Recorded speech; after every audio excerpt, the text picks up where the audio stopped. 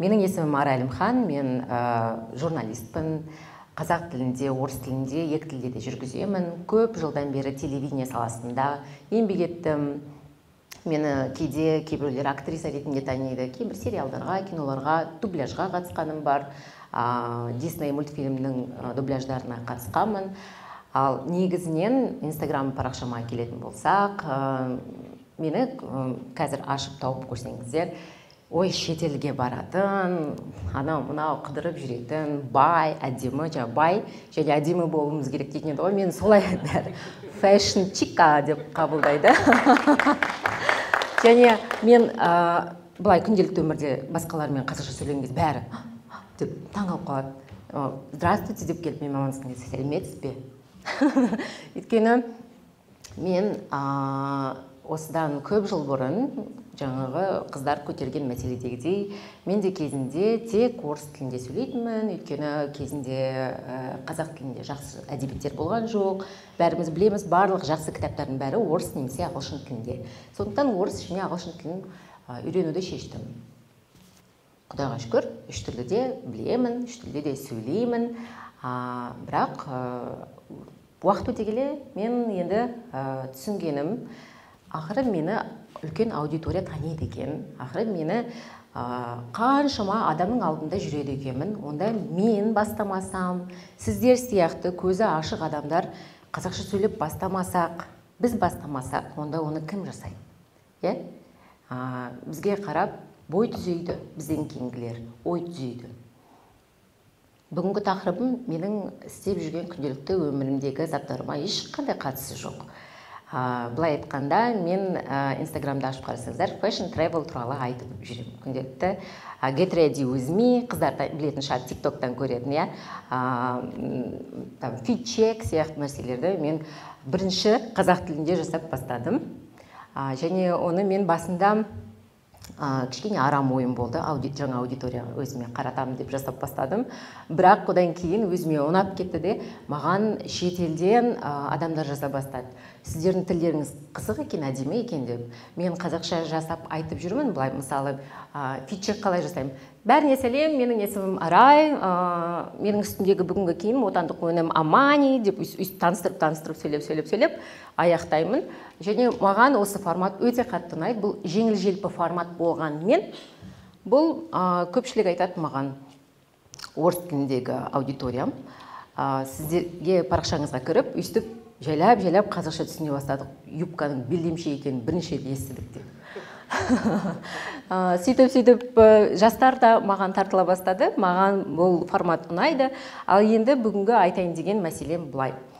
Менің екі балам бар, отбасылымын. Және маған осындай түрімен қарап, менің өмірден өткен қиындықтарым жоқ адам сияқты сезілетін шығармын. Бүгінгі көтерінде жатқан мәселелердің барлығында менің боль дейді ғой, өзімнің ішкі жарамды, сырымды, шерімді сіздермен бөлісіп, ашып айтқым келіп тұр. Біріншіден мен кезінде қазіргі қазақ еліндегі ең ауыр мәселелердің бірі педофилия, сексуалды зорлық-зомбылық, отбасыдағы зомбылық, одан кейін ажырасу. Бұның барлығы мен басынан өткен. Мұның барлығы мен басынан өткен, және мені көрген адам ондай нәрседен өтпеген адам сияқты көріну мүмкінмін.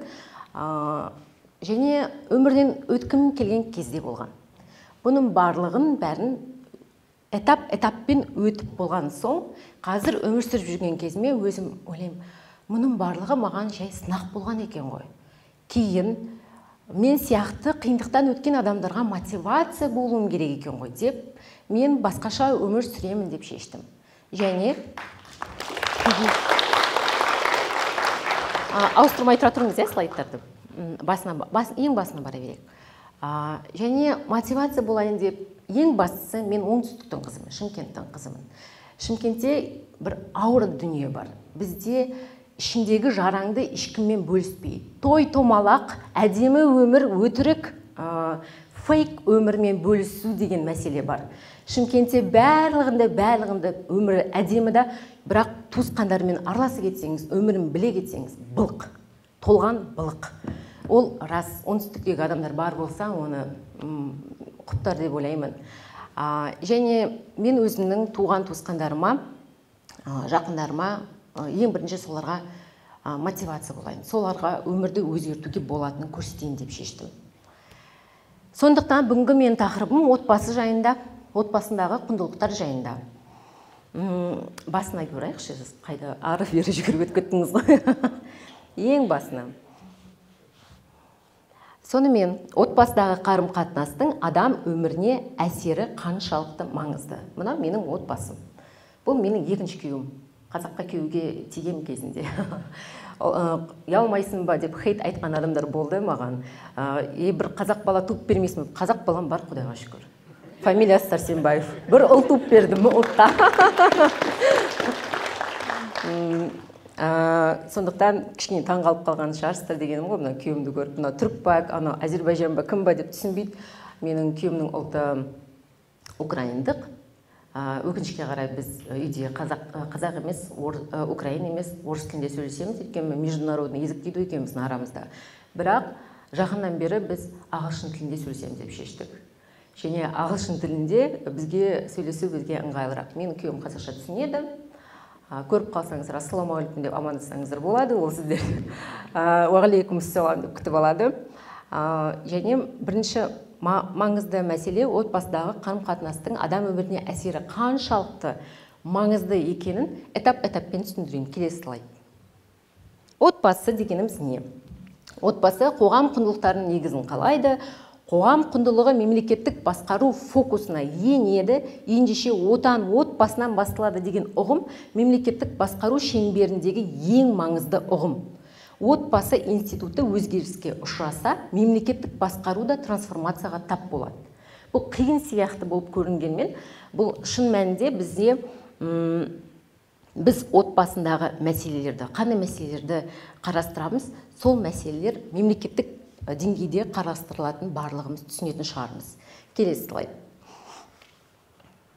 Әр қоғам мүшесі адам өмірге келген кезінде әлеуметтік мәртебе, этникалық нәсілдік белгілері, материалдық жағдайы және отбасылық қарым-қатынасқа ие болады. Яғни, өмірге шыр етіп келдіңіз ғой, сол кезде келгеннен бастап сіз осы нәрселерді өзгерте алмайсыз. Болды, сіз бай болып туылдыңыз ба, кедей болып туылдыңыз ба? Дәл сол моментте дегенім ғой. Қазақсыз ба, кәріссіз ба, ағылшынсыз ба, немесе түсіңіз қандай, ақсыз ба, қарасыз ба, бұны өзгерте алмайсыз, және басқа ата-ана таңдай алмайсыз. Басқа іні, бауыр, қарындас таңдай алмайсыз. Олардың барлығы сізбен бірге өмірге шыр етіп келгеннен бастап бар, бітті. Осы тұрғыда адамның өсе келе отбасыдағы рөлі және іс-әрекетінің жауапкершілік деңгейін өзгеріске ұшырайды. Бұл не дегеніміз? Мысалы, мен үйдің тұңғышымын. Менен кейін інім мен сіңілім бар. Және олардың өмірге қаншасыншы болып келуің, мысалы, сен бірінші болып келдің ба, үйдің кенжесісің ба, ортаңғы баласың ба, бұл да сіздердің өмірлеріңізге өмір бақи әсерін тигізеді. Мен алғашқы тұңғыш бала болғаннан кейін маған ата-анам: Арай, саған қарап, мына екеуі бой түзейді. Бұлай жасауға болмайды, ананы үйтуге болмайды деп.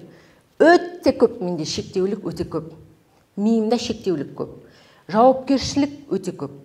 Бұлай жүрем мен, мамам ұрсады: неғып бұлай жүресің деп. Әдемі қысың ғой, неғып бүйтіп жүресің. Жауапкершілік көп, бұл да психосоматика. Іліп қояды. Үйдегі, мысалы, үйдің үлкен ұлы болса, оған тіпті бітті.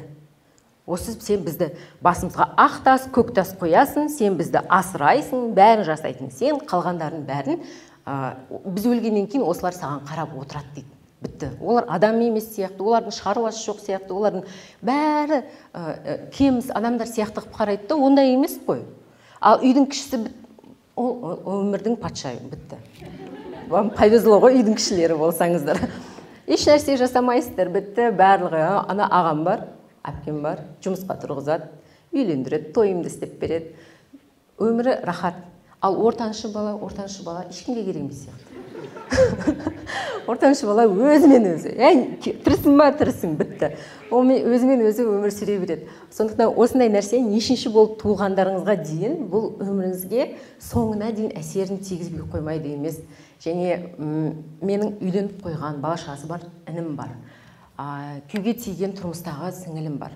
Бірақ анам бәрібір олар үйленіп қойса да, өз шаруасы, өз отбасы шаңырағы болса да, аналарға қарап жүр. Олар саған қарап жүреді. Сен үйтсең бүйтпесің, қалай ұялмайсың? Анау мына осындай сөздер әлі күнге дейін бар. Мама күле, мама, әркім өз шаруасы жарайды. Бірақ мен оларға әрине қарап жүремін. Бірақ әр адам өзінің отбасы мүшесі екенін сезіну керек. Сіз олардан жауапкершілігін алып тастамасаңызшы, олар да жауапкершілік сезіну керек. Жауапкершілік адамда болмаса, ол ойына келген істеп жүре береді. Мені любой ситуацияны шығарып алатын үлкендерім бар деп. Осыны түсіндірген келесі. Отбасының қызметі және адам өміріндегі рөлі қандай? Келесі. Отбасыға міне бәріміз жаңағы келдік, дүниеге келдік, біздің түсіміз әртүрлі, түріміз әртүрлі, тілдеріміз әртүрлі, отбасыдағы санымыз да әртүрлі. Біреулерде отбасының саны өте үлкен, 7-10 бала шағалы, біреу жалғыз дегендей. Және сол отбасыда өмір сүргенімізде біздегі басты мақсат өмірге келгенде жаңағы ата-анамыз таңдамаймыз ғой. Қандай ата-анамыз бар, сондай ата-анамызбен өмір сүре береміз. Сол кісілер бірінші, және мына жерде көпшілігі отбасылы деп ойлаймын, мынаның барлығын, мына қызметтің барлығын жасау керек. Өйткені біз мемлекет мүшесіміз. Егер біз бұл мемлекетте өмір сүрмей африкалық тайпалы болдық деп есептейік, африкалық тайпа болсақ, мынаның кейбір нәрселері керек емес деп ойлауымыз мүмкін. Бірақ ол олай емес. Біз өмірге келгеннен кейін, біз қоғам мүшесі болғаннан кейін, мынаның барлығы бізге керек, барлығын жасауымыз керек. Мысалы, мен ана ретінде балаларыма тәрбиелік қызмет қана жасамаймын. Мен ана ретінде эмоционалды байланысты түзеуге тырысамын. Өйткені менің ұлым өсіп келе жатса да, мысалы, сен ұлсын жылама, болмайды. Сен қыз үйтуге болмайды, көп ырбыңдама, жырбыңдама деп айтпауым керек. Өйткені заман өзгерді, біз өзгердік. Ырбыңдасаң, жырбыңдасаң да, үйде ырбыңдап жырбыңда, көшеде тыныш жүр. Кішкене өзгертеміз, жылағың келе ма? Кел, маған келіп жылап ал. Көшеде ешкімге жасыңды көрсетпе. Эмоционалды қызметімді дұрыс жасауға тырысамын. Және мысалы маған ата-ана көпшілігіміз енді совет үкіметі кезінде және одан кейін дүниеге келген шығармыз, мына жақта жастар көп қой, 90-шы жылдардан кейін. Сіздердің барлықтарыңызда эмоционалды қызмет жасалмаған деп ойлаймын. Осыдан бізде психологиялық ауытқулар бар. Жастардың көпшілігі ата-аналармен отырып еркін сөйлесе алмайды. Ешқандай тақырыпты қозғай алмайды. Және сәл ашуланып келесі, үніңді шығармай отыр, неғып маған қарап сөйлейсің деп мамаларымыз ауызды жауып тастайды. Эмоция, жыласаң, несіне жылайсың? Құдайға шүкір, екі аяғың бар, амансың, тірісің, неге қиналып отырсың дейді. Эмоционалды қызмет ешқандай бізде жасалынбаған. Осыған көңіл бөлу керекпіз. Тәрбиелік қызмет. Тәрбиелік қызмет бізде жаңағы апамыз айтты. Екі сөзбен бізді барлығымыз тәрбиелеген, мен де солай, обал болады, ұят болады деп тәрбиелеген. Бірақ тек осы сөзбен ғана емес, бұны шеңберін үлкейту керек. Екі-ақ сөзбен ғана тәрбиелесең, бала көп нәрсені түсіне бермеуі мүмкін. Оған басқа адамдармен қарым-қатынасты қалай қою керек, коммуникацияны үйрету керек. Оған кейбір қиынды кризисті ситуациялардан шыққан кезде өзіңді психологик, эмоционалды жағынан қалай түсіну керек. Және одан кейін қалай өмір сүру керек, оны да түсіндіру керек. Бізде ондай нәрсені түсінбейді. Бәрі дұрыс па? Бопты. Сабағың дұрыс па? Әсіресе әкелер. Аналар сөйлесу мүмкін балалармен. Әкелер тіпті сөйлеспейді ондай тақырыпқа. Ал біздің арамызда жігіттер көп екен. Ал жігіттер сіздердің барлықтарыңыз, отбасыларыңыз бар, ертең балаларыңыз болады. Ертең олар өскен кезде әке деп отырып келіп сізбен сөйлесе алатындай болу керек. Мысалы, машинаны соғып алды деп есептейік. Машинаны соққан кезде, папам өлтіретін болды деп ойламау керек ол. Түп папама барып айтам. Қазір екеуміз бір мәселені шешеміз, папа айтады, темір ғой, ештеңе етпейді деп. Сондай доверительное отношение дейді ғой, бір-бірімізге сенім артуымыз керекпіз. Бұл да тәрбиелік қызмет. Рухани қарым-қатынас, бұл рухани қарым-қатынасқа мен дін, басқа да өте рухқа байланысты, мысалы ұлт туралы әңгімелер, мұның барлығын мен осыған қосамын. Рухани қарым-қатынасқа бізге көпшілігі кәдімгі күйбең тірлікпен өмір сүре береді. Жағдайың қалай, анау мынау, сабағың дұрыс па, ақшаң бар ма, бітті. Тамағың бар ма, киімің бар ма. Одан кейін рухани қарым-қатынас деген ондай тақырыпты, мәселені көтере бермейді. Дастархан басына отырып, қай отбасыда жаңағы дастархан басына отырып үлкен мәселелерді көтеретін отбасын көрген емеспін. Сіздерде бар ма ондай адамдар араларыңызда? Ата-аналарыңызбен сөйлесесіздер ме? Міне бар екен, арамызда бар ғой, здоровые отношения дейді ғой. Ондай адамдар өте аз. Мысалы, біздің арамызда 2-3 адам қол көтерсе, онда бүкіл халықтың жағдайы қандай деп ойлайсыздар? Ешкім ондай тақырыпты көтере бермейді. Бала деген отбасында өмір сүрген кезінде ол осындай нәрсенің бәрін үйден алмаса, шеттен алуға тырысады. Ол интернетке қарайды, басқалармен барып сөйлеседі, үйге келіп, мама, анау Иисус Христос воскрес деп жатыр ғой, деп келген, мен інім сөйтіп келген, сонда ол немене Иисус Христос тірі қалды ма, қазір арамызда жүр ма деп, оны дұрыстап, тарқатып, барлығын түсіндіріп отырған анам жоқ, мысалы. Сондықтан рухани қарым-қатынасты түзеу керекпіз, біз үйретуіміз керекпіз балаларға, айтуымыз керекпіз. Және бұл мәселенің барлығын біз айтпай арамызда өткізіп жіберсек, мұның барлығын бала кейін өзі іздей бастайды, сізден бөлек. Неге ата-ана мен балалардың қатынасы 18 жастан кейін тіпті нашар болып кетеді, кейде көпшілігі араласпай кетеді.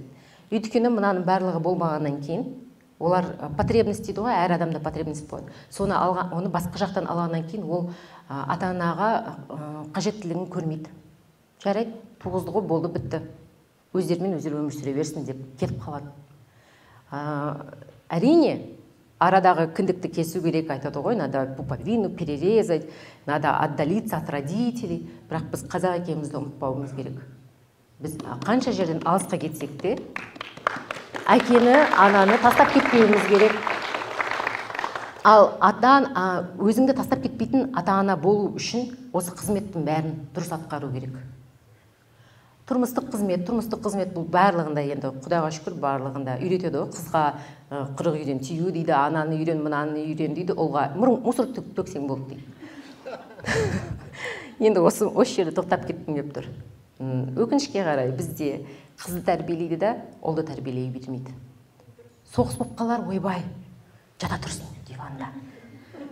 Жұмыс істеп келді, ойбай, жата тұрсын диванда. Еркектердің бәрі, жігіттердің бәрі деп, кіндігін бүйтіп, деп, аспанға қарап, кино көріп жата береді. Ал ұлдарды сөйтіп тәрбиелейді. Ал қыздар деген hard work қой, істемейтін тірлігі жоқ, барлығы істейді. Айналып келгенде кейде ұлдар, мусорда түге саш, алып кете саш деп беріп жібереді оны да. Сол дұрыс емес. Біз соның кемшіліктерін қазір көріп отырмыз. Жаңа Жомарт мырза жаңа мәселені көтерді. Сол 400-ге жуық әйелдің өліп кететіні, жігіттердің жұмыс таппай әшейін жүретіні сандалып, құмар ойындарға қызығуы, алқаш болып кетуі, наркоман болуы, бұның барлығы сол тірлік істемей, еңбек етпей, түк істемей, тұрмыстық қызметке араласпағаннан. Тұрмыстық қызметке ұлды жегіп қою керек. Қыз ертең күйеуге тигеннен кейін онсыз да тұрмыстық қызметте болады, өмір бақи. Келін болады, бүкіл туған туысқандарға. Өйткені патриархалды ортада өмір сүреміз, біз түсінесіздер ме? Айналып келгенде қызды беріп жібереміз да, қыз ана жақта да қай уақытта өмір сүреді ол байқұс. Мында да қызмет етеді, анда да қызмет етеді. Ол да өмір сүру керек шығар. Бізде қазір мынандай мәселе бар. Неге қыздар шетелдіктерге көп тиеді дейді? Неге шетелдік жігіттерге көңіл бөледі дейді? Өйткені қазақтың жігіттері қыздың жағдайын ойлап жатыр ма? Он сен көңіл күйің қалай, мынандай тірлік істегің келе ме, көмектесейін ба дейтін жігіт бар ма? Сондықтан олар қашуға тырысады. Он болмас үшін, ондай нәрсе болмас үшін мынаған да көңіл бөлейік. Ал мынау вообще табу, жауып тастасақ болады. Сексуалды эротикалық деген қызмет. Бізде жыныстық тәрбие деген мүлдем жоқ. Бізде ата-ана, мысалы мына жерде еркектер де отыр, әйелдер де отыр, мен айта берейін, қыз етеккірі келген кезде ана қызбен сөйлесу керек, иә? Мен де алғаш етеккірім келген кезде мен мамам ұрысқан. Сөйлесу емес, қайдан білесің ұятсыз деп. Мен көзім бақырайып тұр. Еще скорый шақырғанбыз, мен өліп жатыр екенмін деп ойлағанмын ғой. Сөйтіп быт-шыт қылып ұрысқан. Ұятың жоқ, қайдан білесің деп мен қатты ұялдым. Бұл ұят нәрсе екен ғой деп. Ешкімге айтуға болмайды екен ғой бұны, даже қыздармен де бөлісуге болмайды екен ғой деп. Сонда мынандай тақырып айтылмаған бізде ойбай, көтіңе ие бол деген әңгіме бар. Я, жаман болса да айтайын. Тұрмыстағы әңгіме ғой. Ана жеріңе ие бол, бітті. Ие бол. Бірақ қай жеріңе, қалай, не үшін түсіндірмейді. Ал жігіттердің түрлі-түрлісі бар. Олар, мен білетін, ауылдан келген бір атын айтпай қойайын, жақсы таныс қызым бар болатын. Ол анам ана жеріне ие бол деген деп, басқа нәрселерін ие болмай жүрген. Сөйтіп жүріп, бір жігітке алданып түсіп, ол жігіт ойына келгенін жасап, ақыры сексуальный рабство дейді ма, сол жаққа бірақ шыққан. Кейін оны тапқан кезде, көп жылдан кейін екеуміз кездескен кезде әбіржіп кеткен. Түрі әбіржіп кеткенде екеуміз, қалай сен оған көндің, сен өте жақсы жердің қызы емессің бе деп айтсам, айтады, мен мамам маған ондай нәрсе жасауға болмайтынын түсіндірмеген, мен білген жоқпын дейді. Жап-жас қой, 17-18 жасында түсіп кетті. Сондықтан айтарым, мынандай тақырыпты, бұл біздің ең басты мәселе, біз айтуымыз керекпіз.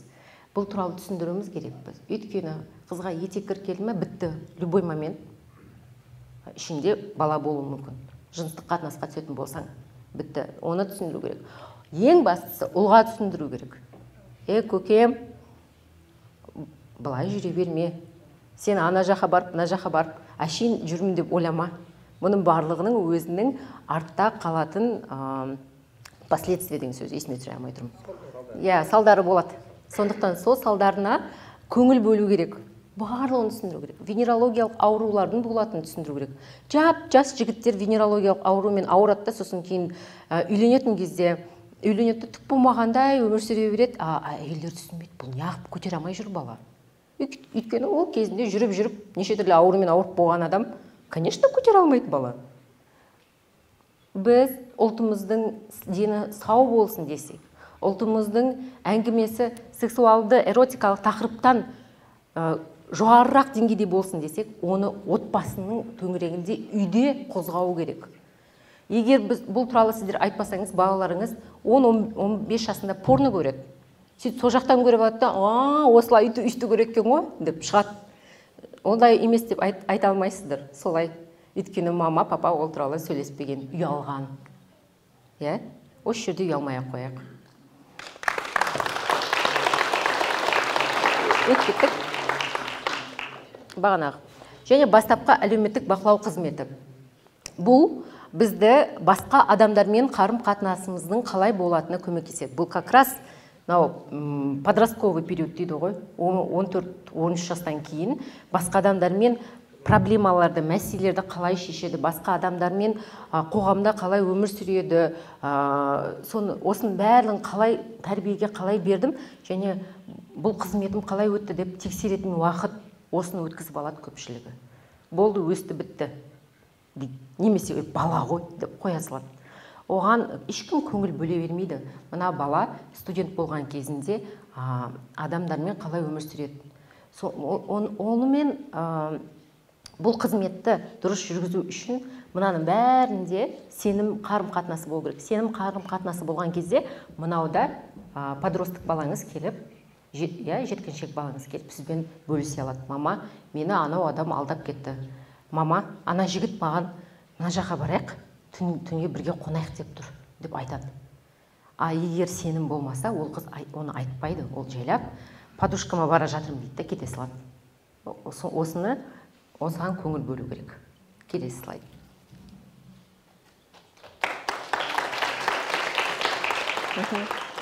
Мен статистикадан айтайын. Мына айтар барлық сөзінің негізі мәселесін бәрін айтып шықтым. Бірақ мынау бар. Біз кезінде, қазақтар кезінде отбасы құрмаған. Ол совет үкіметімен келіп біз отбасы құра бастадық. Қазақтар кезінде шаңырақ көтерген. Біз шаңырақ көтеріп, ауыл болып бірге өмір сүретінбіз. Әйел бала тапқан кезінде, оны тек әйел үйде бүйтіп, қазір коляскасымен бүйтіп тұрмайтын.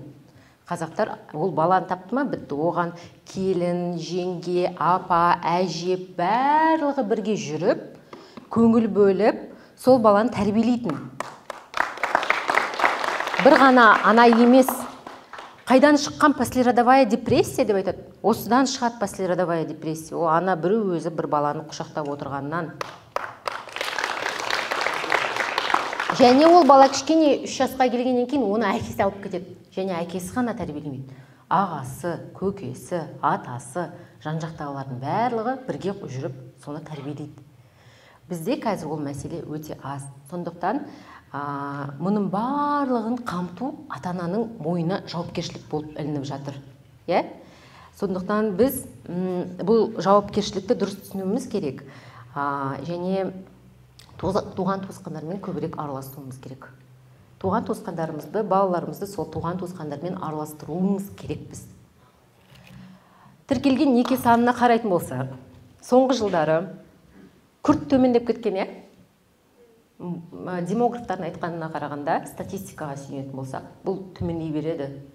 Өйткені қазір қазақтар транзиттік кезеңдеміз. Біз қазір түсіне алмай жатырмыз, не болып жатқанын. Бізде екінің бірі ажырасқан, мысалы, солардың бірімен.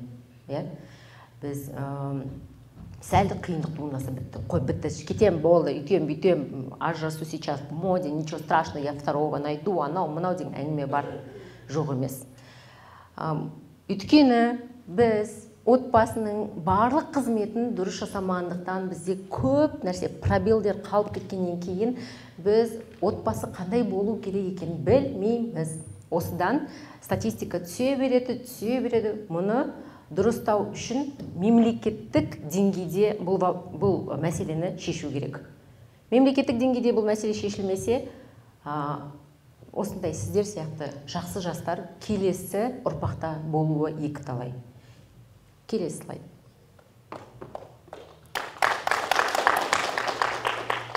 Мына ажырасу, өйткені үйленуіміз азайып кетті ғой, ажырасу да азайып кетті. Үйленіп жатқан жоқпыз өйткені. Бәрі қорқып жатыр ойбай деп. Бірақ байқаған шығарсыздар, динамикамыз осындай жылдан жылға үйлену да ажырасу да азаяды. Біз еуропаланып бара жатырмыз. Ол дұрыс емес. Біз қазақпыз. Біз өзіміздің ұлттық идентикамызды сақтауымыз керек. Және оны сақтау үшін мен жаңа айтып өткен мәселелердің бәрін дұрыс қабылдай білу керек. Келесі статистика. Тіркелмеген некеден туған балалар үлесінің динамикасы. Мына динамиканы дұрыстап қарап отыра беріңіз, мен айтып өтейін. Тіркелмеген некеден туған балалардың үлесі өте көп. Бұл жерде біз білетін статистика ғана. Шын мәніне келетін болсақ, өте көп. Айдын Рахимбаев деген биогруптың қалайда төрағасы ма, бастығы ма, білетін шығарсыздар. Ол кісі бір жақсы шаруа жасап жүр, қазір. Дом мамы деген ана үйі. Көкек аналардың барлығын жинап, оларға 1-1,5 жылда баласының қасында болуына мүмкіндік береді.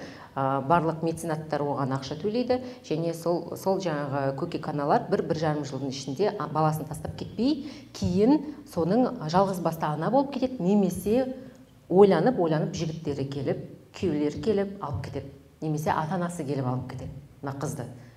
Өте, менің ойымша, өте керек біздің ұлтқа, біздің қоғамға керекті мәселені жасап жүр. Және баланы үйсіз жетім қалған балаларды өзіне усыновление патронажға алып жүр. Ол да өте керек дүние. Қазақта жетім болмаған, жесір болмаған. Әрине қазір әмеңгерлік болмайды, енді жесір болмасын деп айтпайық. Бірақ жетімді болдырмау ол біздің қолымызда. Келесі. бұзылған некелер саны орыстар мен проституткасы толып жүрген украиндықтар деп айтатындардың арасында біз бірінші орындамыз. Әрбір екінші зорлаушы педофил. Өйткені 18 жасқа толмаған, кәмелеттік жасқа толмаған балалармен қарым-қатынасқа түседі. 5 қылмыскердің тек 2-і ғана жазаға тартылады. Педофилдердің басым көпшілігі жақын туысқан. Мынау ең соңғы сөз, мен сіздерге деп айта аламын. Қазақстан өз-өзіне қол жұмсау саны бойынша әлемде 3-ші орында. Орталық Азия елдері арасында кәмелетке толмаған балалар арасында біз 1-ші орындамыз. Әлем бойынша біз топ 3-тікке кіреміз. Түсінесіздер ме? Оның көпшілігі енті кезінде бала алмай өліп кеткен балалар. Өйткені ата-ана, ентіден өтпесең, өлдім дей бер деп айтады. 2022 жылы суицидтен шамамен 3700 адам қайтыс болды. Әшейін өзі өмірден кетемін деп шешкен адамдар. Бұлардың ішінде психикалық ауытқулықтар өте аз. Негізінен бұл қоғамның давлениесі дейді, қоғамнан қорыққан адамдар. Ең бірінші қоғам кім? Отбасы. Отбасыдан қорыққан адамдар. Жыл сайын 400-ге жуық әйел тұрмыстық зорлық-зомбылықтан көз жұмады, агрессорлардың тек 17% ғана жазаға тартылады. Ал енді түсіне беріңіздер, отбасы мәселесі бізге, өмірімізге қалай әсер ететінін. Мұның біздің арамызда жігіттер көп, еркектер көп. Сөзімді аяқтайын. Жүректеріңізге жеткен шығар деп ойлаймын, саналарыңызға жеткен шығар деп ойлаймын. Бұл менің сөзім әйел емес, еркектерге ғана арналады. Сіздердің қолдарыңызда біздің қорғаушыларымыз, қамқоршыларымыз сіздер осылай жасайтын болсаңыздар, біз қалай өмір сүреміз? Ертең біздің болашағымыз қандай болмақ? Біз сіздерге сенеміз ғой, біз сіздерден үміт күтеміз ғой. Әрине, жап-жас, әдемі, ақылды қыздар шетелге кетіп қалып қайтып келгісі келмейді. Өйткені біз қорқамыз. Әр қыз бала қазір айту мүмкін. Көшеде кешке жүруге қорқамыз. Әшейін былай жүріп әдемі болып жүріп емес, әшейін жүріп өтуге қорқамыз ғой. Өйткені жігіт көрсе қорқамыз. Кезінде еркектер тұрса, қазақтың қыздары ер адам көрсе өткізіп жіберіп, жолдан еркектерді өткіземіз ғой, біз патриархалды ортадамыз ғой. Еркектердің бәрін өткізіп, сәлемдесіп, сөйтетін. Біз еркек көрсе қашамыз қазір. Қорқамыз өткен. Сондықтан ағалар, інілер, көкелер барлығы сіздердің қолдарыңызда. Біз сіздерге сенеміз.